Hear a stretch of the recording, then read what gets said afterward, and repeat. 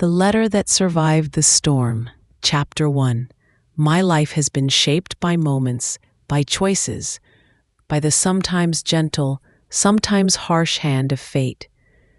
At 65, looking back, I thought I had a clear understanding of the path I had walked, the reasons behind the turns it took. There was one particular turning point, a moment of quiet heartbreak and acceptance that had defined a significant part of my young adulthood. It was the summer of 1975. The year I lost David. David wasn't a boyfriend, not in the romantic sense, but he was something just as profound. He was my closest friend, my confidant, the person who understood me better than anyone else. We shared everything, dreams, fears, secrets whispered under starry skies. We had plans, loose but exciting plans, to travel after graduation, to see a bit of the world before settling into the responsibilities of adulthood. Our connection was deep, soulful. A bond I believed would last a lifetime, but then the world intervened. David's family was struggling financially. An unexpected crisis hit them hard, leaving them facing foreclosure on their small farm. David, the eldest son, felt an overwhelming sense of responsibility.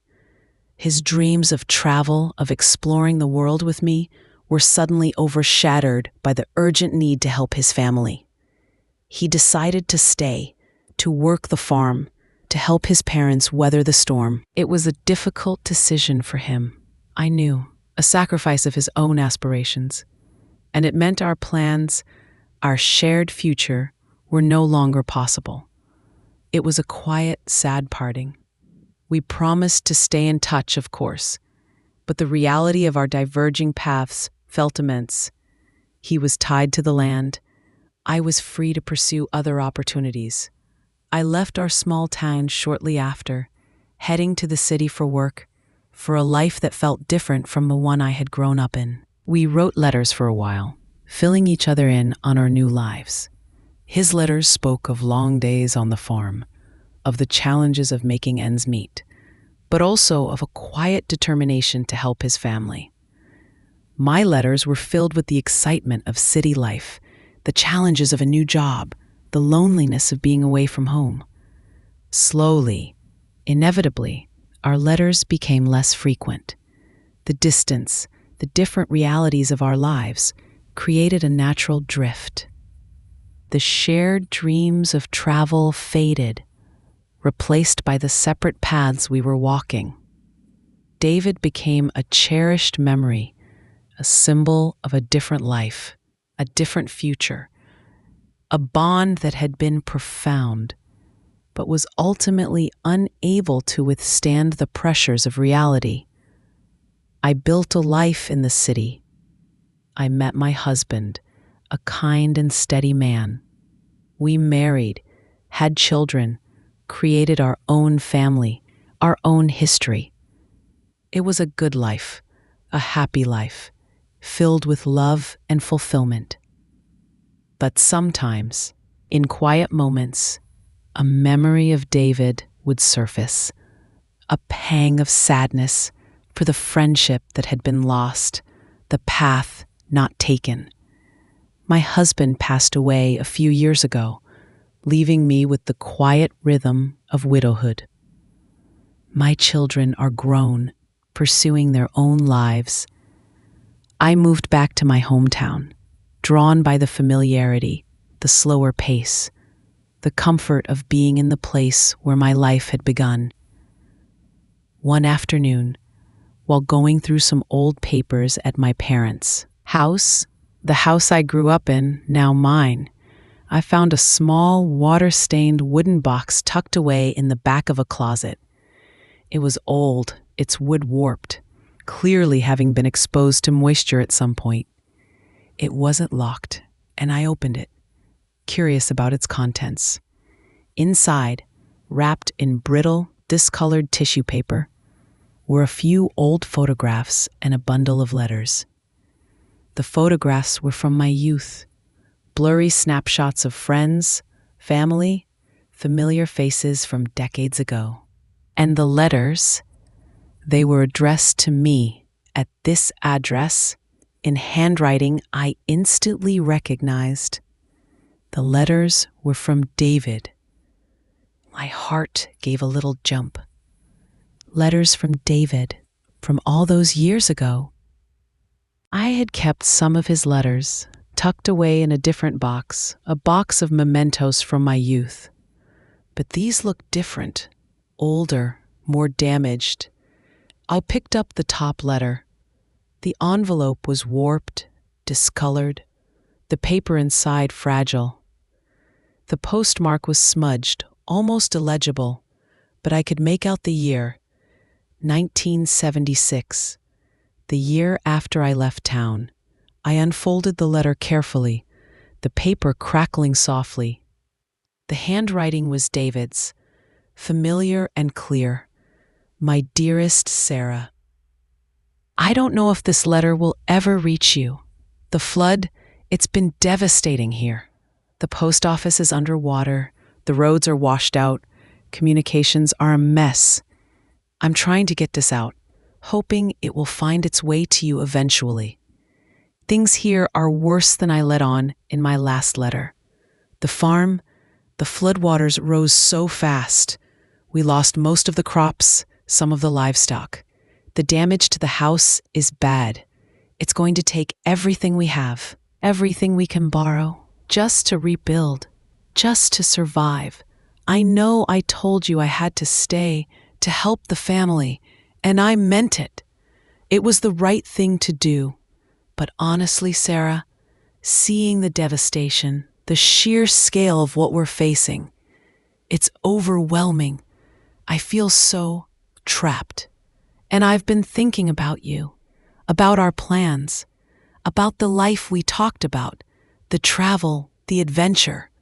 A part of me aches for that life, Sarah. A part of me wishes I was with you, far away from all this. What I'm trying to say in this terrible mess is the offer still open? Is there still a place for me in your future, in your dreams? I know I said I had to stay, but if there was a way, if you still wanted to, maybe I could come to the city, find work there, after things here stabilize, if they ever do. It's a long shot, I know. Things are so uncertain right now. But the thought of a different future, a future with you, it's the only thing keeping me going amidst all this destruction. If you get this, Sarah, and if you still feel the same way, please write back or call as soon as you can before things get worse, before I lose hope. Thinking of you always, David. The letter slipped from my trembling fingers, fluttering onto the floorboards. The date on the postmark, 1976, the year after I left. The reference to a flood, a devastating flood that had hit our region that year. A natural disaster that had caused widespread damage and disruption. He had written to me. He had reached out. He was asking if there was still a place for him in my future. He was willing to leave, to come to the city, to try and build a life with me, despite the sacrifice it would mean for his family, despite the devastation he was facing. And I had never received the letter. My mind reeled. The flood. The post office underwater. The roads washed out. Communications a mess. His letter, intended to reach me, to offer a lifeline, a possibility of a shared future, had been lost in the chaos, the destruction, the silent aftermath of a natural disaster. It had sat in that water-damaged box for nearly 50 years, a silent testament to a missed opportunity, a fate sealed not by a lack of love or willingness, but by circumstance, by a historical event I had almost forgotten. My decision to leave, my quiet acceptance that our paths had diverged, had been based on the belief that he was tied to the farm, that he had chosen that life, that future, but he hadn't. He had been willing to leave, to come to me, to fight for our future, even amidst the ruins of his own. And I had never known. The pain that ripped through me was immense. A profound sense of regret for the life that could have been, the future we might have shared, a future stolen by a flood, by a lost letter, by the unpredictable hand of fate. Chapter 2.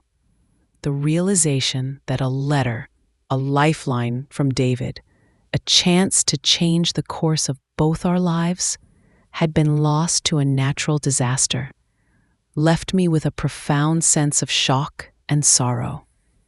The narrative of my past, the story of our parting, felt fundamentally altered. It wasn't a quiet acceptance of diverging paths, but a tragic missed connection, a future lost in the floodwaters of 1976. I reread the letter countless times, each word a poignant reminder of David's desperation, his hope, his willingness to fight for our future, even when his world was falling apart. The flood, the devastating flood of 1976. I remembered it, of course. It was a significant event in the region's history, causing widespread damage and disrupting lives for months. But I had been in the city then, relatively unaffected by its direct impact. I hadn't realized the extent of the devastation, the way it had severed communication, the way it had unknowingly severed a crucial connection in my own life. The thought of David, waiting for my reply, hoping for a sign, while his letter was lost in the chaos, was almost unbearable. He had been willing to leave everything, to come to me, to build a life together, and I had never known. My silence, the unintended consequence of a lost letter, must have felt like a rejection, a confirmation that I had moved on, that there was no place for him in my future.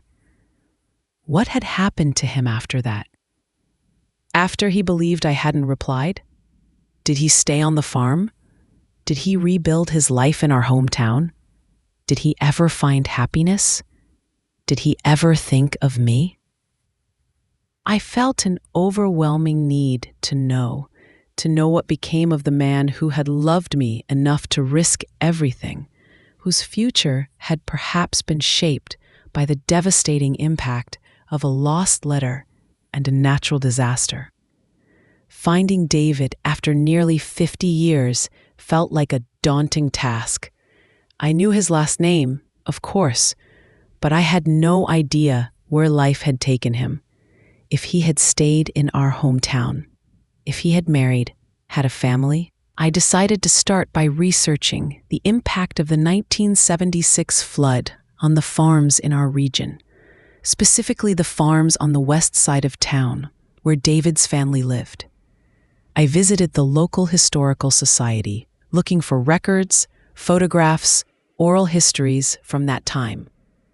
The stories of the flood were heartbreaking. Families losing everything, homes destroyed, lives upended.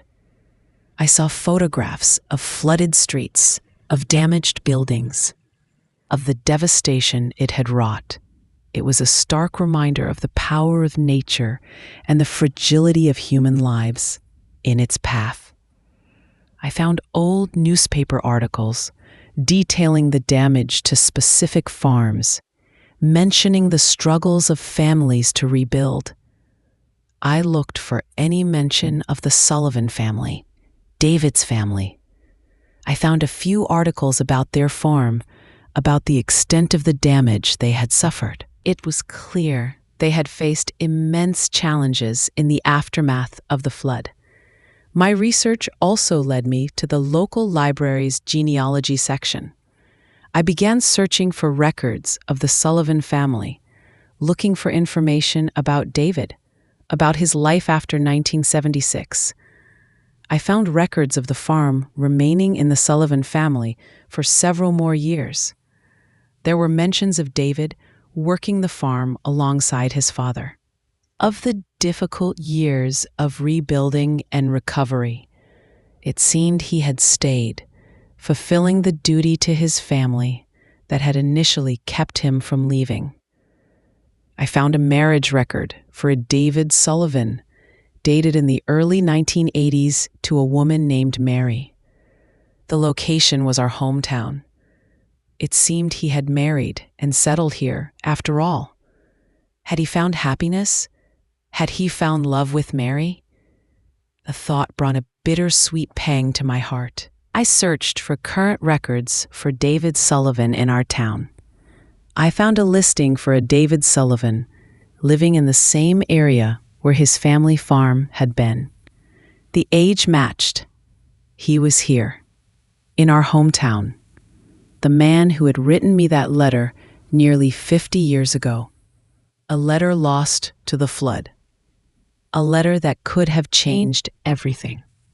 He was here. Chapter 3. The knowledge that David was living in our hometown, just a few miles away after all these years, was overwhelming.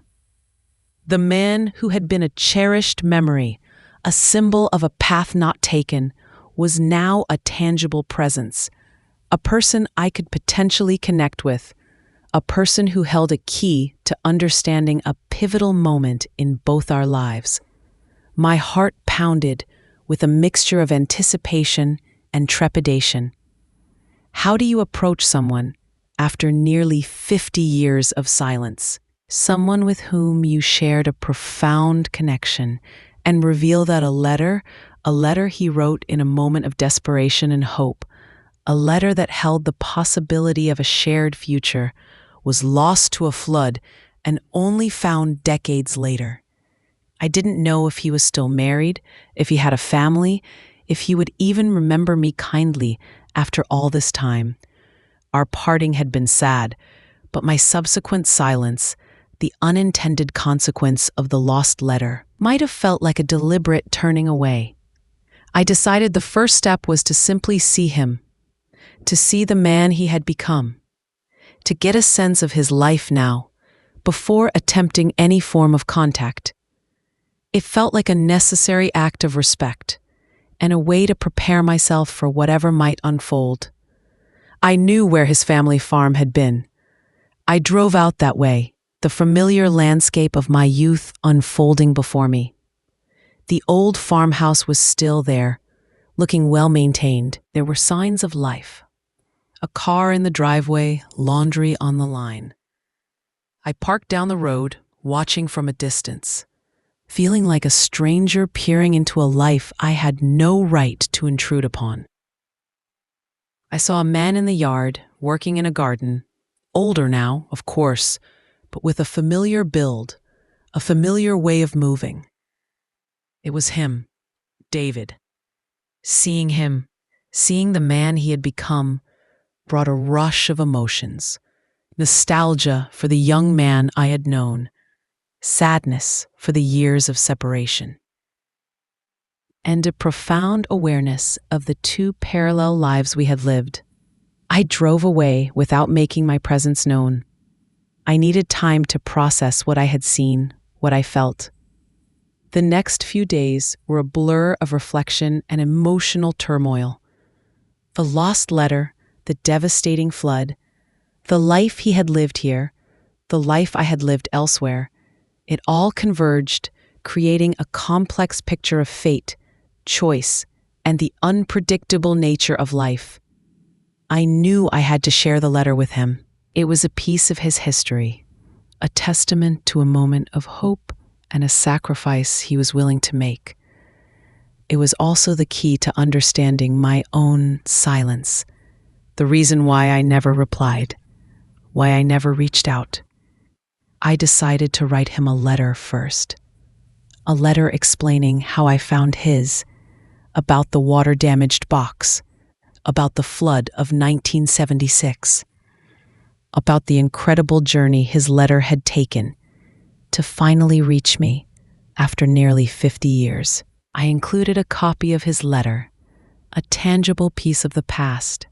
I expressed my profound sorrow that I had never received it, that I had never known he was willing to come to the city to fight for our future. I didn't ask for anything, didn't express any expectations, just wanted to share the truth, to offer him the clarity that had been denied to both of us for so long. Sending the letter felt like releasing a breath I had been holding for decades. It was an act of vulnerability, a step into the unknown, but it felt necessary. A way to honor the young man who wrote that letter and the profound connection we had shared. The wait for his response was agonizing. Days turned into a week. I wondered if he would receive it, if he would remember me kindly, if the revelations in my letter would bring him pain, or perhaps some form of peace. Then one evening, a car pulled into my driveway. I looked out the window. It was him. David. Chapter 4. Seeing David standing on my doorstep, the man from the lost letter, the man from my past, the man who had been a ghost in my memories for nearly 50 years, felt surreal. His face, older now, lined with time, held a mixture of uncertainty and something else. Recognition? I opened the door, my heart pounding. "David," I said, my voice trembling. "Sarah," he replied, his voice quiet, a little rough with emotion. "It's really you." He held my letter in his hand, the copy of his own letter tucked inside. He looked at me, his eyes searching mine, perhaps looking for the young woman he had known, the young woman who had never replied to his heartfelt plea. "I got your letter, Sarah," he said, his voice low. "Just yesterday. I don't know what to say. 50 years, lost in a flood. All this time." We sat in my living room, just as I had sat in my parents' living room, reading his letter days before. The air was thick with unspoken history, with the weight of a past that had suddenly, dramatically intersected with the present.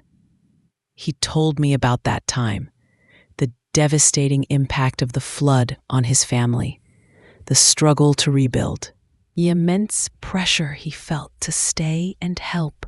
He spoke of writing the letter, of his hope, his desperation, his willingness to leave everything behind for a chance at a future with me. "I waited, Sarah," he said, his voice filled with sadness. "For weeks, I checked the mail every day, hoping for a reply. When none came, I thought you had moved on, that you didn't want me in your life anymore, that the life you wanted in the city didn't include me." Tears streamed down my face. "I never got it, David," I said, my voice thick with emotion. "I never knew you were willing to come. I never knew you were waiting."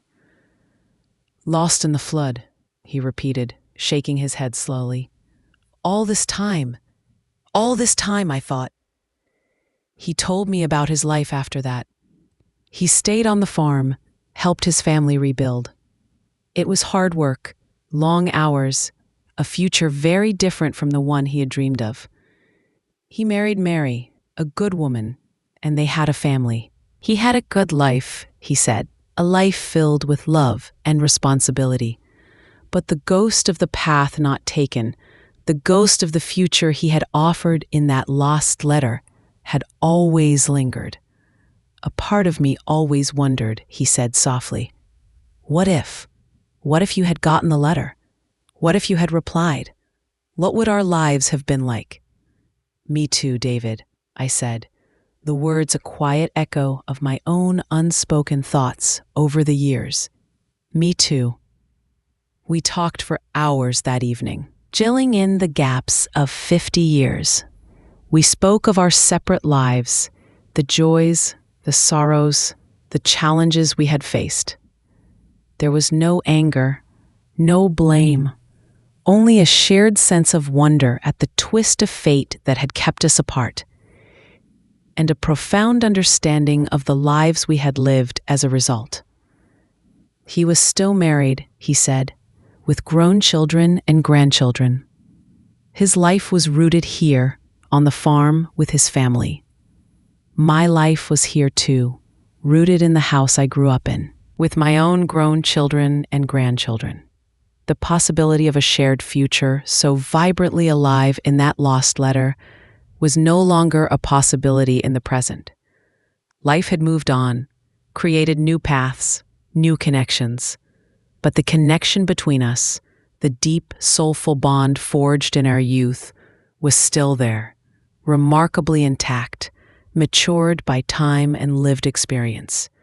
We talked about the flood, about the power of historical events to shape individual lives in ways that are sometimes unseen, sometimes profoundly impactful. His lost letter, a small piece of paper caught in the chaos of a natural disaster, had had a ripple effect that spanned decades, altering the course of 2 lives. The conversation wasn't about rekindling a lost romance. It was about understanding, about finding clarity, about finally laying to rest the ghosts of the past, the what-ifs that had lingered for so long. It was about 2 people connected by a shared history and a lost letter, finally understanding the truth of a pivotal moment in their lives. Chapter 5. David's visit brought a sense of profound closure, a healing of old wounds I hadn't realized were still open.